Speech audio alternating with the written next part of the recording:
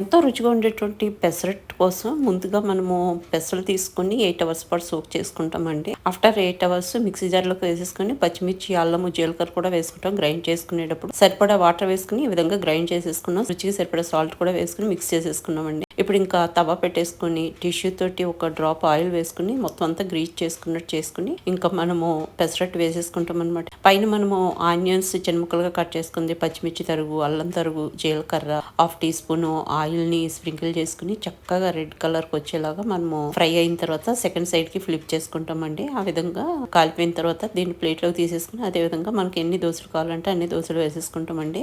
ఎంత క్రిస్పీగా టేస్టీగా భలే వస్తాయి అనమాట. చాలా చాలా బాగుంటాయి. దీన్ని అల్లం చట్నీతో సర్వ్ చేస్తే చాలా బాగుంటుంది. పెసరట్టు క్రిస్పీగా రావాలంటే మనము ఒక గ్లాస్ పెసలు తీసుకున్నాం అనుకోండి, 2 టేబుల్ స్పూన్లు అంత రైస్ వేసుకుని మనం సోక్ చేసుకుని గ్రైండ్ చేసుకుంటే పెసరట్టు చాలా చాలా క్రిస్పీగా వస్తుంది.